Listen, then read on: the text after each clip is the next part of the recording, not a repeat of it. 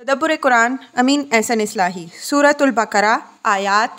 222 ता 231। आऊज़ु बिल्लाहि मिनश शैतानिर रजीम बिस्मिल्लाहिर रहमानिर रहीम। वल मुतल्लकातु यतरब्बस्न बिअन्फुसिहिन्ना सलासता कुरूअन वला यहिल्लु लहुन्ना अन यक्तुमना मा खलक़ल्लाहु फ़ी अरहामिहिन्ना इन कुन्ना युमिन्ना बिल्लाहि वल यौमिल आखिर व बुऊलतुहुन्ना अहक्कु बिरद्दिहिन्ना इन अरादू इस्लाहा वलहुन्ना मिस्लुल्लज़ी अलैहिन्ना बिलमारूफ वलिर्रिजालि अलैहिन्ना दरजा वल्लाहु अज़ीज़ुन हकीम। कुरूह कराअ की जमा है। इसके मानी की तयीन में अहले लुग़त ने इख्तिलाफ़ किया है। बाज़ ने उसके माना हैज़ के लिए हैं और बाज़ ने तोहर के। इसके असल मादा और उसके मुश्तक़ात पर हमने जिस कदर गौर किया है उससे हमारा रुझान इसी बात की तरफ है कि इसके असल माना तो हैज़ ही के हैं, लेकिन चूँकि हर हैज़ के साथ तोहर भी लाज़िमन लगा हुआ है, इस वजह से आम बोल चाल में इससे तोहर को भी ताबीर कर देते हैं। जिस तरह रात के लफ्ज़ से उसके साथ लगे हुए दिन को या दिन के लफ्ज़ से इसके साथ लगी हुई रात को। इस किस्म के इस्तेमाल की मिसालें हर ज़बान में मिल सकती हैं। यहाँ जो मसला बयान हुआ है उसका ज़ाहिरी करीना भी इस बात पर दलालत करता है कि कुरूअन से मुराद हैज़ ही है, इसलिए कि आयत में मुतल्लका औरतों को जिस तवक्कुफ़ की हिदायत है उसकी असल हिकमत, जैसा कि इस आयत से ख़ुद वाज़ेह है, ये है कि ये मुतय्यन हो जाए कि वो हामिला नहीं है। ज़ाहिर है कि हामिला होने और ना होने का फ़ैसला असलन हैज़ से होता है, ना कि तोहर से। इस वजह से इसको हैज़ ही के माना में लेना ज़्यादा अक़रब है। माना के इस इख्तिलाफ़ की वजह से ज़माना इद्दत के तय्युन में हनफिया और शाफ़िया के दरमियान इख्तिलाफ़ हुआ, जो फ़िक़्ह की किताबों में मज़कूर है। असल मकसूद इस 3 हैज़ की मुद्दत से चूँकि मुतय्यन कर लेना है कि औरत हामला है या नहीं, इसलिए कि इस चीज़ पर बहुत से अहम उमूर का इन्हिसार है। इस वजह से उन मुतल्लकात के ईमान व इस्लाम का ये लाज़मी तकाज़ा ठहराया है कि अगर हमल के किस्म की कोई चीज़ वो महसूस करती हैं तो उसको छुपाने की कोशिश ना करें, वरना उससे उन तमाम मसाले को सख्त नुकसान पहुँचेगा जो शरीयत ने इस हुक्म में औरत और मर्द और पेट में मौजूद बच्चे के लिए मलहूज़ रखे हैं। इस मुद्दत के दौरान में शौहर को हक़ हासिल है कि वो अगर साजगारी और बेहाली ताल्लुकात का ताल्लुब है तो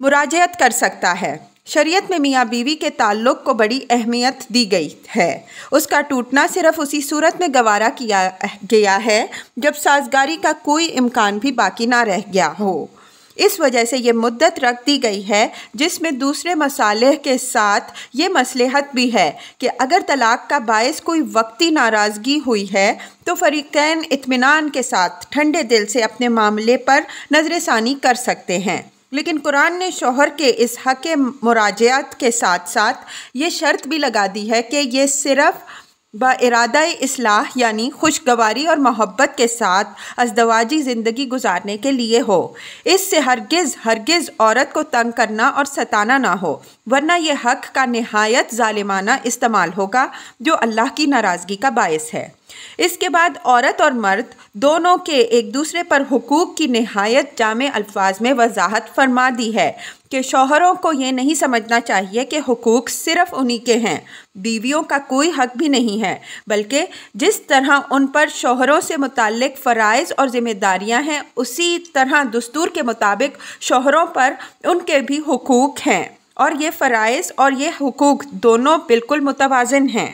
हर शौहर का ये फ़र्ज़ है कि वो अपने हुकूक के मुतालबे के साथ साथ बीवी के हुकूक का भी लिहाज करे। इसी लिहाज पर मियाँ बीवी के संजोग और उनकी अज़दवाजी ज़िंदगी की खुशगवारी का इन्हिसार है। अलबत्ता ये बात है कि ख़ानदानी निज़ाम के बका व इस्तेहकाम के नुक्ता नज़र से इस्लाम ने मर्द को औरत पर एक दर्जा तरजीह का दे दिया है। इस तरजीह से मुराद, जैसा कि कुरान के दूसरे मकामात की तसरीहात से वाज़ेह है, यह है कि ख़ानदान का क़व्वाम और सरपरस्त इस्लाम ने औरत को नहीं बल्कि मर्द ही को बनाया है। जिस तरह एक रियासत का नज़म एक सरबराह की सरबराही का मोहताज है, इसी तरह छोटे पैमाने पर एक घर का निज़ाम भी एक कव्वाम की कव्वामियत का मोहताज है और इस कव्वामियत के लिए अपनी फितरत और अपनी सलाहियतों के लिहाज से मर्द ही मौजू है, ना कि औरत। मर्द के वजूह तरजीह पर कुरान ने दूसरी जगह दलील दी है। इस वजह से ये बहस अपने मकाम पर ही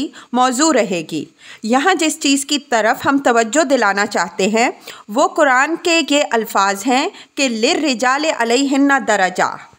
इसके मानी ज़ाहिर हैं कि यही हो सकते हैं कि मर्दों को औरतों पर एक दर्जा तरजीह हासिल है। कुरान के इन वाज़े अल्फाज की मौजूदगी में एक मुसलमान के लिए मसावात मर्दो ज़न के इस नज़रिए पर ईमान लाने की तो कोई गुंजाइश नज़र नहीं आती जो हमारे यहाँ मगरिब से दरामद हुई है। कुरान इस अमर को तो तस्लीम करता है कि औरत पर जिस दर्जे की ज़िम्मेदारियाँ हैं उसी के हम वज़न उसके हुकूक भी हैं, लेकिन वो ये तस्लीम नहीं करता कि औरत और मर्द दोनों हर एतबार से बिल्कुल बराबर हैं, बल्कि साफ़ अल्फाज में मर्द को औरत पर एक दर्जा तरजीह का देता है। ये अमर भी मलहूज़ रहे कि ये जो फरमाया कि वलहुन्ना मिस्लुल्लज़ी अलैहिन्ना बिलमारूफ़, तो इसके माने भी हरगिज़ ये नहीं है कि औरत और मर्द दोनों के हुकूक बराबर हैं, बल्कि इसके साफ माना ये हैं कि औरत पर जिस तरह ज़िम्मेदारियाँ हैं उसी तरह के उसके हुकूक भी हैं। कुरान ने इसी लिर्रिजाल अलैहिन्ना दरजा के उसूल को बुनियाद करार देकर ख़ानदान में कव्वामियत और सरबराही का मकाम, जैसा कि हमने ऊपर इशारा किया है, मर्द को दिया है और फिर इसी पर उसने तमाम आइली कवानीन और अहकाम की बुनियाद रखी है। अगर इस बुनियाद को ढाकर मगरबी नज़रिया मसावात की असास पर, जो हर एतबार से औरत और मर्द दोनों को एक ही दर्जे में रखने का मुद्दई है, इस्लाम के आइली कवानीन को समझने और ढालने की कोशिश की जाए तो इस कोशिश का नतीजा इसके सिवा कुछ नहीं निकल सकता कि पूरा दीन मुहर्रिफ होकर रह जाए। आयत के आखिर में खुदा की दो सिफ़तों अज़ीज़ और हकीम का हवाला है। खुदा अज़ीज़ है, इस वजह से उसी को हक़ है कि वो हुक्म दे, और वो हकीम है, इस वजह से जो हुक्म भी उसने दिया वो सरासर हिकमत पर मबनी है। बंदों का काम यह है कि उसके अहकाम की बेचूनो चरा अताअत करें। अगर वो उसके अहकाम की मुखालिफत करेंगे तो उसकी गैरत और इज़्ज़त को चैलेंज करेंगे और इसके अज़ाब को दावत देंगे, और अगर खुदा से ज़्यादा हकीम और मसलहत शनास होने के ख़ब्त में मुब्तला होंगे तो ख़ुद अपने हाथों अपने कानून और निज़ाम सब का तिया पांचा करके रख देंगे। अत्तलाक़ु मर्रतान फ़इम्साकुम बिमारूफ़िन औ तसरीहुम बिइहसान वला यहिल्लु लकुम अन तअख़ुज़ू मिम्मा आतैतुमूहुन्ना शैअन इल्ला अन यख़ाफ़ा अल्ला युक़ीमा हुदूदल्लाह फ़इन ख़िफ़्तुम अल्ला युक़ीमा हुदूदल्लाह फ़ला जुनाहा अलैहिमा फ़ीमा इफ़्तदत बिही तिल्का हुदूदुल्लाह फ़ला तअतदूहा वमन यतअद्दा हुदूदल्लाह फ़उलाइका हुमुज़ ज़ालिमून। अब ये तलाक़ का सही तरीक़ा बता दिया कि तमाम माशरती ज़िंदगी की बुनियाद चूँकि निकाह के पाकीज़ा रिश्ते ही पर है, इस वजह से अगर किसी मजबूरी के बायस उसके टूटने की नौबत आए तो ये नहीं होना चाहिए कि आदमी एक ही झटके में इस मुक़द्दस रिश्ते को तोड़ ताड़ के रख दे, बल्कि मुतल्लिका के लिए जिस तरह ये हिदायत है कि वो 3 हैज़ तक इंतज़ार करे, इसी तरह तलाक़ देने वाले के लिए ये हिदायत है कि वो अलग अलग 2 तोहरों में 2 मरतबा में तलाक़ दे और फिर तीसरे तोहर में या तो बीवी से मुराजात कर ले अगर मुराजात करना चाहे, या उसको रुख़सत कर दे अगर उसका आखिरी फ़ैसला उसको रुख़सत कर देने का ही हो। मुराजात की शक्ल में उसको मारूफ़ की पाबंदी की हिदायत की गई है, यानी इस मुराजात से मकसूद बीवी को इस तरीके से बीवी बनाकर रखना हो जिस तरह एक शरीफ महज़्ज़ब और खुदा तरस आदमी बीवी को रखता है और जिसका भले लोगों में चलन है। मकसूद इससे बीवी को मुअल्लक़ रखना और दुख देना ना हो। रुख़सत करने की शक्ल में उसको एहसान की हिदायत हुई है कि हर चंद अब उसका बीवी की हैसियत से कोई हक़ बाकी ना रहा, लेकिन मर्द की मर्दानगी और फुतूवत की शान यही है कि जिसके साथ महर व मोहब्बत के रवाबित रह चुके हों और जो सिन्फ़े ज़ईफ़ भी है उसको हस्ब तौफीक दे दिलाकर खूबसूरती के साथ रुखसत करे। मुतालिका के लिए 3 हैज़ तक तवक्कुफ़ में जिस तरह बहुत सी मसलहतें हैं, उसी तरह तलाक देने वालों के लिए भी मज़कूरा तरतीब के साथ तलाक देने में बहुत सी बरकतें हैं, जिससे वो लोग महरूम हो जाते हैं जो गुस्सा और जोश की हालत में शरीयत की इस हिदायत की पैरवी नहीं करते और एक ही सांस में 3 या इससे ज़्यादा तलाक़ें दे डालते हैं। इस तरह के लोग उमूमन अपने किए पर ज़िंदगी भर पछताते हैं, लेकिन उनका ये पछताना बिल्कुल बेसूद होता है। शरीयत ने यह तरीका इसीलिए बताया है कि अज़दवाजी रिश्ता एक नहायत अहम रिश्ता है। उसका टूटना नहीं बल्कि ताहद इम्कान उसका जुड़ा रहना मतलूब है। इस वजह से उसके मुताल्लिक़ कोई फ़ैसला गुस्सा या उजलत में नहीं होना चाहिए, बल्कि सोच समझ कर ठंडे दिल से होना चाहिए, और ये उसी सूरत में मुमकिन है जब मज़कूरा हिदायत पर अमल किया जाए। वला यहिल्लु लकुम अन ताख़ुज़ू मिम्मा आतैतुमूहुन्ना शैआ, और तुम्हारे लिए ये जायज़ नहीं है कि तुमने उनको जो कुछ दिया दिलाया हो वो उनसे वापस ले लो। इससे ज़ाहिर है कि नान नफ़का और महर वग़ैरह की किस्म की चीज़ें मुराद नहीं हो सकती, इसलिए कि ये चीज़ें तो औरत का हक़ हैं, उनको वापस लेने या करने का सवाल ही पैदा नहीं होता। इस वजह से इससे लाजिमन वो चीज़ें मुराद हैं जो बतौर तोहफ़ा वग़ैरह दी गई हों। उन चीज़ों के बारे में फ़रमाया कि तलाक हो जाने के बाद मर्द के लिए ये ज़ेबा नहीं है कि वो उनका हिसाब किताब करने बैठ जाए। इस ममानियत की वजह, जैसा कि हमने ऊपर इशारा किया, ये है कि इस किस्म की ख़स्त इस फतूवत और बुलंद हौसलगी के मुनाफी है जो एक मर्द में होनी चाहिए। चुनाचे औरतों के मामले में कुरान ने मर्दों को इस फतूवत की तरफ एक से ज़्यादा मकामात में तवज्जो दिलाई है, ख़ास तौर पर ताल्लुकात के मुनक़ता हो जाने की सूरत में। मसलन वला तादुलूहुन्ना लितज़हबू बिबादि मा आतैतुमूहुन्ना, निसा 19 तर्जुमा, और उनको उस मकसद से तंग करने की कोशिश ना करो कि जो कुछ तुमने उनको दिया था उनसे वापस ले सको। दूसरी जगह है वकैफ़ ताख़ुज़ूनहु वक़द अफ़दा बादुकुम इला बादिन व अख़ज़ना मिनकुम मीसाकन ग़लीज़ा, निसा 12 तर्जुमा, और तुम उनसे किस तरह लोगे जबकि तुम एक दूसरे की तरफ मोहब्बत से बढ़ चुके हो और वो तुमसे नहायत मजबूत अहद ले चुकी हैं। और इसी तरह बकरा में आगे मर्दों को खिताब करके ये आयत आ रही है, व अन ताफ़ू अक़रबु लित्तक़वा वला तंसउल फ़द्ला बैनकुम, बकरा 237 तर्जुमा, और ये कि औरत की तरफ से माफ़ी के ख्वाहिशमंद होने के बजाय तुम अपना हक़ छोड़ो, ये ज़्यादा तक़वा से करीब है, और तुम में से एक को दूसरे पर जो तरजीह हासिल है उसको ना भूलो। इसके बाद वो शक्ल बयान हुई है जो इस ममानियत से मुस्तस्ना है। ये वो शक्ल है जबकि बीवी को भी मियाँ से ऐसा इख्तिलाफ हो कि साफ नज़र आ रहा हो कि अज़दवाजी ज़िंदगी के निबाह के लिए जिन हुदूद व क़ुयूद की निगहदाश्त ज़रूरी है उनको फ़रीक़ैन मलहूज़ नहीं रख सकते, तो इस अमर में कोई हर्ज नहीं है कि बीवी कोई माल या रकम फ़िदिया के तौर पर देकर ऐसे मियाँ से छुटकारा हासिल कर ले। शरीयत की इस्तिलाह में इसको खुला कहते हैं। इस सूरत में चूँकि गालिब मसलहत औरत की होती है, इस वजह से कमज़ोर उनसर होने के बावजूद इस मुआवज़ा को लेने की इजाज़त दी गई है। कुरान के अल्फाज से इस खुला के मुतालिक 2 बातें नुमायाँ होती हैं।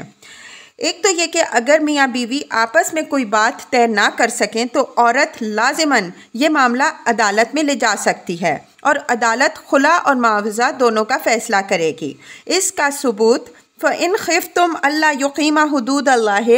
बस अगर तुम्हें अंदेशा हो कि मियाँ बीवी अल्लाह के हुदूद को कायम ना रख सकेंगे तो से मिलता है। इसमें ख़िफ़्तुम का ख़िताब ज़ाहिर है कि इस्लामी माशरा से बहैसियत मजमूई है और मामलात और नज़ाआत में माशरे की मुदाखलत अदालत ही के वास्ते से मुमकिन है। नंबर 2, दूसरी ये कि खुला या फ़स्ख़ निकाह के मुतालबे का हक़ औरत को उसी सूरत में है जब यह सबूत हो सामने आ जाए कि अज़दवाजी ज़िंदगी में जिन हुदूद अल्लाह का क़याम मतलूब है मर्द उनको कायम रखने के काबिल नहीं है या उनको कायम रखना नहीं चाहता, और औरत के लिए इनके क़याम के बग़ैर हुदूदुल्लाह पर कायम रहना नामुमकिन या दुश्वार है। इसका सबूत अल्लाह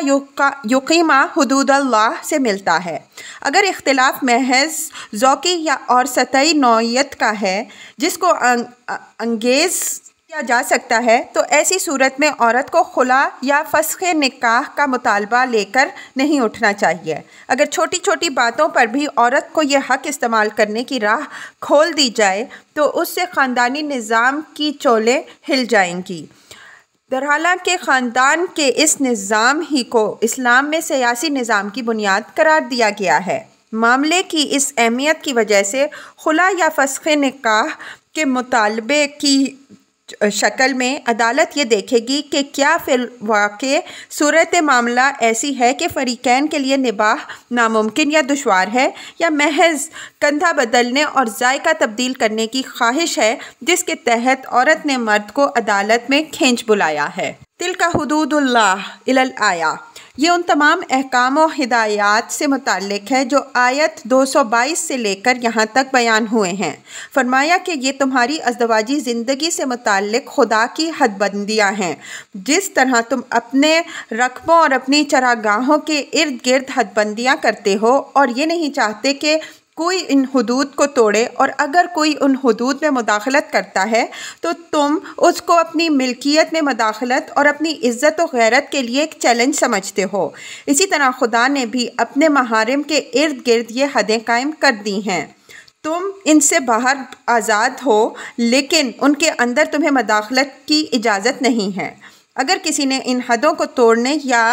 की जसारत की तो वो याद रखें कि वही लोग जालिम हैं, यानी इसके नतीजे में जो कुछ इस दुनिया या आखिरत में उनके सामने आएगा उसकी सारी जिम्मेदारी खुद उन्हीं पर है, खुदा पर नहीं है, और इससे वो अपनी ही जानों पर जुल्म ढाएंगे, खुदा का कुछ नहीं बिगाड़ेंगे। खुदा के कवानीन तमाम तर फितरत इंसानी के तकाज़ों और बंदों के अपने मसाले पर मबनी हैं। इसी वजह से जो लोग उनको तोड़ते हैं वो अपनी ही फितरत और अपने ही मसाले की धज्जियाँ खुद अपने ही हाथों बिखेरते हैं। फ़इन तल्लक़हा फ़ला तहिल्लु लहू मिन बादो हत्ता तनकिहा ज़ौजन गैरह फ़इन तल्लक़हा फ़ला जुनाहा अलैहिमा अन यतराजआ इन ज़न्ना अन युक़ीमा हुदूदल्लाह व तिलका हुदूदुल्लाह युबय्यिनुहा लिक़ौमिन यअलमून। आखिरी तलाक दे चुकने के बाद अगर कोई शख्स फिर उस औरत से निकाह करना चाहे तो ये उसका हुक्म बयान हो रहा है कि जब तक वो औरत किसी दूसरे शोहर से निकाह ना करे और वो उसको तलाक ना दे दे, उस वक्त तक ये औरत अपने पहले शौहर के लिए जायज़ नहीं हो सकती। जिस तरह ऊपर वाला हुक्म इसलिए दिया गया है कि तलाक का फ़ैसला गुस्सा या उजलत में ना किया जाए, इसी तरह इस पाबंदी से मकसूद तलाक को एक सहल खेल बनाने से बचाना है। अगर तलाक के बाद भी तलाक देने वाले के लिए इस औरत से निकाह की आज़ादी बाकी रहती तो बहुत से लोग तलाक की हकीकी अहमियत ना समझ सकते, लेकिन जब ये पाबंदी लग गई कि छोड़ी हुई बीवी दोबारा इसी सूरत में मिल सकती है जब वो किसी और की बीवी बने और वो किसी सबब से छोड़े, और औरत इससे निकाह पर राज़ी हो, तो गोया बीच में एक पूरा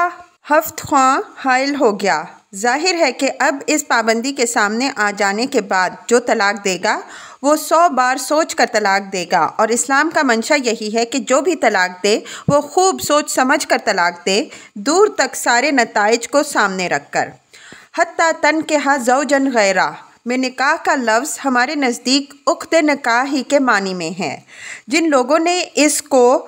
वती के माना में लिया है उन्होंने एक गैर ज़रूरी सा तकल्लुफ़ किया है, कता नज़र इससे कि ये माना लेने से भी वो मकसद हासिल नहीं होता जो वो हासिल करना चाहते हैं। यहाँ इस लफ्ज़ का तरीक़े इस्तेमाल इस माना से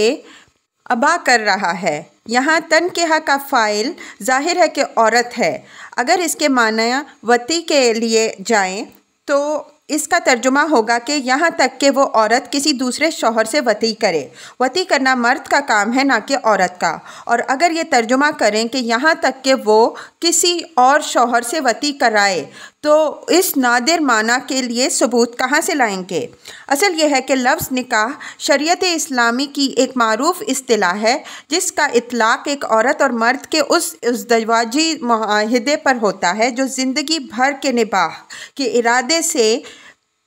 ज़नो शौ की ज़िंदगी गुजारने के लिए किया जाता है। अगर ये इरादा किसी निकाह के अंदर नहीं पाया जाता तो वो फिल हकीकत निकाह ही नहीं है, बल्कि वो एक साजिश है जो एक औरत और एक मर्द ने वहाँ मिलकर कर ली है। निकाह के साथ शरीयत ने तलाक की जो गुंजाइश रखी है तो वो असल स्कीम का कोई जुज़्व नहीं है,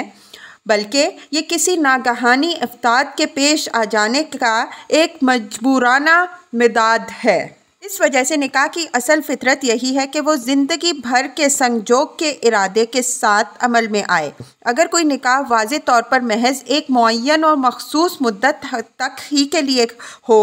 तो उसको मुता कहते हैं और मुता इस्लाम में कतई हराम है। इस तरह अगर कोई शख्स इस नीयत से किसी औरत से निकाह करे कि इस निकाह के बाद तलाक देकर वो उस औरत को उसके पहले शौहर के लिए जायज़ होने का हीला फराहम करे, शरीयत की इस्तिलाह में ये हलाला है और ये भी इस्लाम में मुता ही की तरह हराम है। जो शख्स किसी की मकसद बरारी के लिए ये जलील काम करता है वो दर हकीकत एक करम साक या भड़ोवे या जैसा कि हदीस में वारिद है कराए के सांड का रोल अदा करता है और ऐसा करने वाले और ऐसा कराने वाले पर अल्लाह की लानत है। अलबत्ता मुता और हलाला में इस इश्तराक के साथ साथ थोड़ा सा फ़र्क भी है।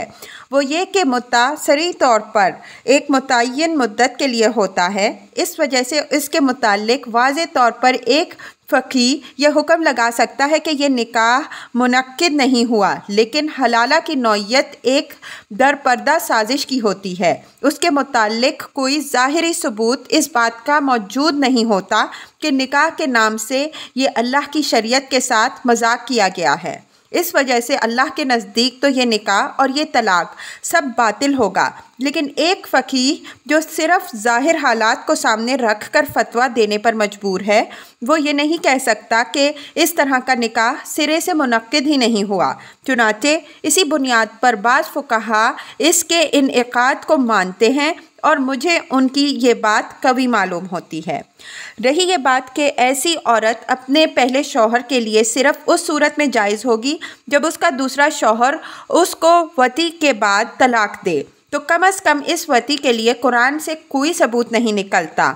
तनकिहा के लफ्ज़ से जो दलील दी जाती है उसका बेबुनियाद होना, जैसा कि हमने ऊपर इशारा किया, बिल्कुल वाज़े है। फिर देखने की चीज़ ये भी है कि फ़ेल वती के वाक़े हो जाने से हलाला की संगीनी और उसकी मलऊनियत में क्या कमी हो जाएगी। अगर एक निकाह हलाला की साजिश के तहत हुआ है तो उस बात से इसकी नौइयत में क्या फ़र्क पैदा होता है कि तलाक क़ब्ल अज़ वती दी गई या बाद अज़ वती। अगर बग़ैर वती के दी गई तो ये भड़वापन है और अगर वती के बाद दी गई तो ऐसे शख्स को हदीस के अल्फाज में तैसल मुस्तार यानी किराए का सांड समझिए। बहरहाल दोनों ही सूरतों में ये निकाह तलाक का ड्रामा शरीयत इलाही के साथ एक मजाक हुआ। इस आयत में हमें जो तालीम दी गई है वो ये है कि औरत फ़िलवाक़े ज़िंदगी भर के निबाह के इरादे के साथ किसी दूसरे शौहर के हवाले अक़द में दाखिल हो और ये दूसरा शौहर उसी तरह की किसी मजबूरी के तहत उसको तलाक दे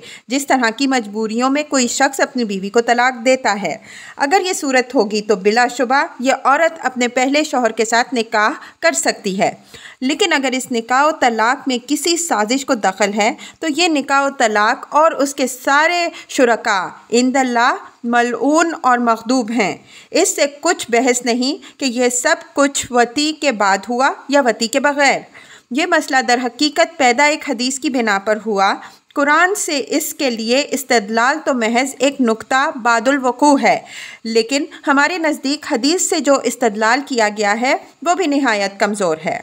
हदीस के मुख्तलिफ़ तरीक़ों को जमा करके जो नतीजा सामने आता है हमने देखा है कि वो कुरान के बिल्कुल मुवाफ़िक़ है।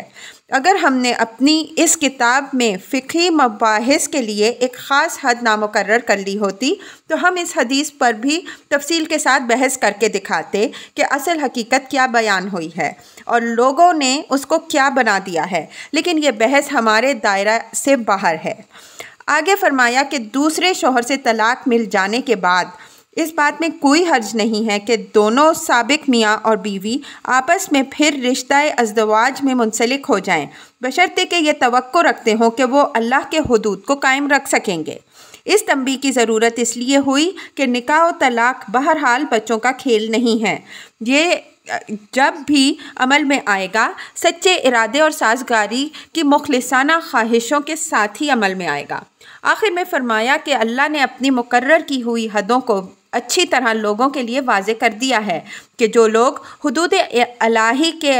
इल्म के तालिब हैं उनकी कदर करें और उनकी खिलाफ वर्जी के नताइज से बचें। यालमून का तर्जुमा हमने जो लोग इल्म के तालिब हैं किया है। इसकी वजह ये है कि अरबी में फ़ेल के इस्तेमालात के मौक़े पर गौर करने से ये मालूम होता है कि फ़ेल जिस तरह अपने ज़ाहिरी या इब्तिदाई माना के लिए आता है या जिस तरह अपने कामिल और हकीकी माना के लिए आता है, उसी तरह इरादा फ़ेल और तलब फ़ेल के लिए भी आता है और इम्तियाज़ इनके दरमियान मौक़ा कलाम और सयाक़ो सबाक़ से होता है। व इज़ा तल्लक़्तुमुन्निसाअ फ़बलग़ना अजलहुन्ना फ़अम्सिकूहुन्ना बिमारूफ़िन औ सर्रिहूहुन्ना बिमारूफ़ वला तुमसिकूहुन्ना दिरारन लितातदू व मन यफ़अल ज़ालिका फ़क़द ज़लम नफ़्सह वला तत्तख़िज़ू आयातिल्लाहि हुज़ुआ वज़्कुरू निअमतल्लाहि अलैकुम वमा अंज़ला अलैकुम मिनल किताबि वल हिकमति यइज़ुकुम बिही वत्तक़ुल्लाह वअलमू अन्नल्लाह बिकुल्लि शैइन अलीम।